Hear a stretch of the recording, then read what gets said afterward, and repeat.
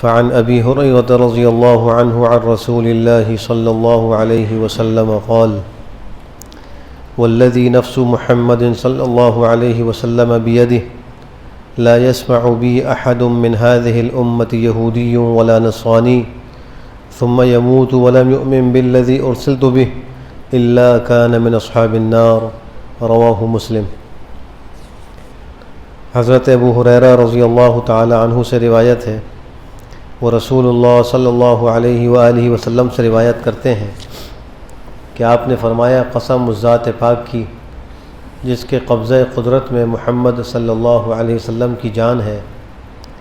اس امت کا یعنی اس دور کا جو کوئی بھی یہودی یا نصرانی میری خبر سن لے، یعنی میری نبوت اور رسالت کی دعوت اس تک پہنچ جائے اور پھر وہ مجھ پر اور میرے لائے ہوئے دین پر ایمان نہ لائے اور ایمان لائے بغیر مر جائے تو ضرور وہ دوزخیوں میں ہوگا۔ اس حدیث شریف کے اندر یہودی اور نصرانی کا تذکرہ صرف مثال کے طور پر ہے، بتلانے کے لیے ہے کہ یہ یہودی اور نصرانی، ورنہ جتنے بھی کفار ہیں، چاہے وہ ہندو ہوں، چاہے بدھ مت ہوں، چاہے وہ قادیانی ہوں یا اور کسی نام سے ہوں، ان میں سے جو بھی نبی آخر الزمان صلی اللہ علیہ وسلم کی بعثت کی خبر سنے، آپ کی نبوت اور رسالت کو وہ جان لے اور پہچان لے اور پھر ایمان لے کر نہ آئے اور کفر پر مر جائے تو وہ جہنمی ہو، اور جس کو خبر ہی نہیں پہنچی، جس کو طلع ہی نہیں ہے، وہ معذور ہے، اس لیے کہ اللہ جتنی طاقت ہوتی ہے اتنے کا ہی مکلف کرتے۔ کسی کو پیغمبر کی رسالت کی نبوت کی خبر ہی نہیں پہنچی، اس زمانے میں تو مشکل ہے، لیکن اس زمانے میں جب ذرائع ابلاغ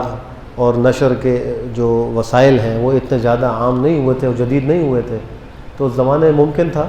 کہ آپ کا قیام مدینہ منورہ میں یا مکہ مکرمہ میں ہو اور دور دراز کے علاقوں کے لوگوں کو خبر ہی نہ ہو کہ نبی آخر الزمان کی بعثت ہو گئی ہے، اور پھر وہ اسی اپنے کفر میں جس عقیدے پر سے اس پہ مر گئے تو وہ معذور ہے۔ لیکن جس کو خبر مل گئی اور پھر وہ ایمان لے کر نہیں آیا تو وہ جہنمی ہے۔ قرآن کریم میں اللہ نے اسی بات کو اس طرح ذکر فرمایا کہ قل ان کنتم تحبون اللہ فاتبعونی یحببکم اللہ ویغفر لکم ذنوبکم واللہ غفور رحیم۔ اے نبی آپ کہہ دیجئے کہ اگر تم اللہ سے محبت کرتے ہو تو میری اتباع کرو۔ جس انسان کو اللہ سے محبت کا دعویٰ ہے تو اس کا یہ دعویٰ صادق اس وقت ہوگا جب وہ نبی کریم صلی اللہ علیہ وسلم کا اتباع کرے۔ اگر وہ آپ کا اتباع نہیں کر رہا، آپ کو نبی نہیں مان رہا اور زبان سے دعویٰ کر رہا ہے کہ میں اللہ سے محبت کرتا ہوں تو وہ جھوٹا ہے۔ جب کوئی شخص اللہ کے نبی کی اتباع شروع کر دے تو اس کو کیا ملے گا فائدہ؟ یحببکم اللہ، اللہ اس سے محبت کرنے لگیں گے، ویغفر لکم ذنوبکم، اللہ اس کے سارے گناہوں کو معاف فرما دیں گے۔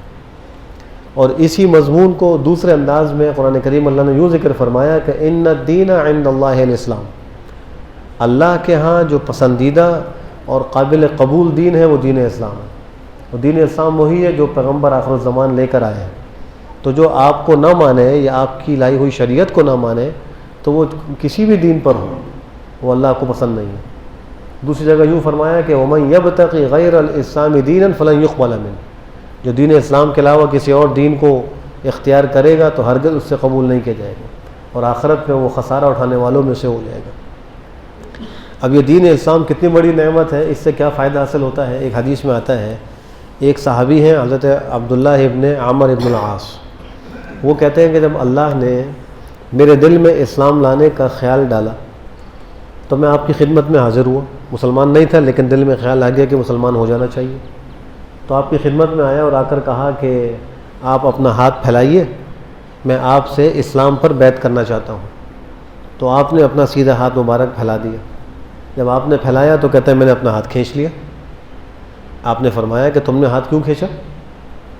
کہا کہ میں ایک شرط لگانا چاہتا ہوں۔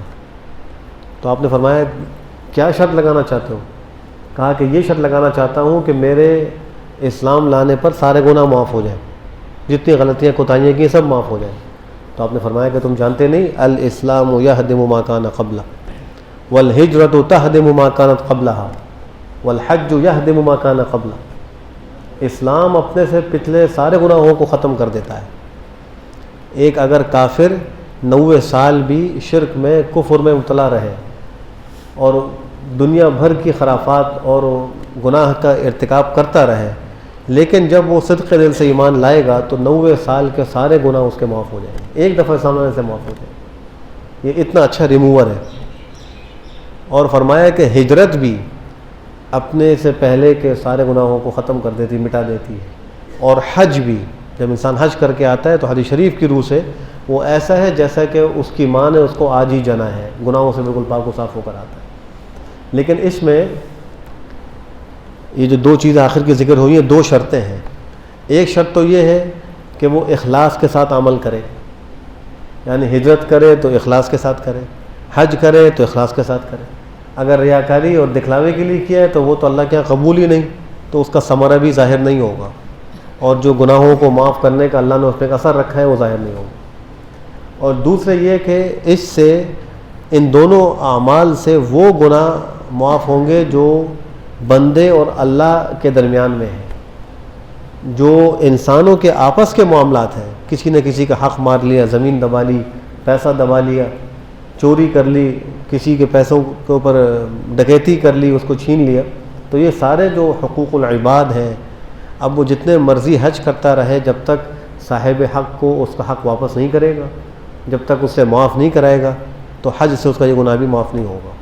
جتنی مرضی وہ ہجرتیں کرتا رہے، لیکن بندے کا اگر حق مارا ہے تو بندے کا حق جو ہے وہ اس سے ادا نہیں ہوگا، اس کو وہ تو دینا ہی پڑے گا۔ یہ صاحب حق اس کو ویسے ہی معاف کر دے کہ میں آپ کو چھوڑ دیتا ہوں۔ باقی اسلام تو اسلام ہے، اسلام لے کر آ گیا تو پہلے کے سارے گناہ معاف ہو جائیں گے۔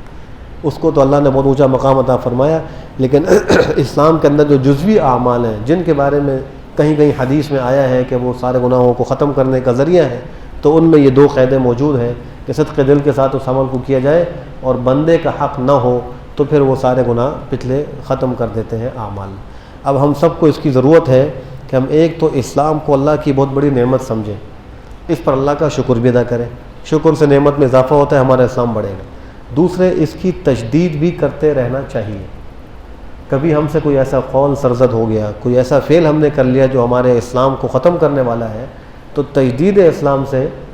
بار بار انسان اگر وہ غلطیاں کر رہا ہے تو وہ بچ جائے گا اور اس کا اسلام باقی رہے گا۔ حدیث شریف میں آپ نے فرمایا، جددوا ایمانکم بقول لا الہ الا اللہ، اپنے ایمان کی تجدید کرتے رہا کرو لا الہ الا اللہ کے ذریعے سے، یعنی یہ کلمہ پڑھتے رہا کرو، وقتاً فوقتاً اس کو پڑھتے رہنا چاہیے تاکہ ہمارے ایمان کی تجدید ہوتی رہے۔ اور حدیث شریف کی روح سے افضل الذکر لا الہ الا اللہ، سب سے افضل ذکر وہ لا الہ الا اللہ ہے۔ اللہ ہم سب کو عمل کی توفیق نصیب فرمائے۔ الحمدللہ رب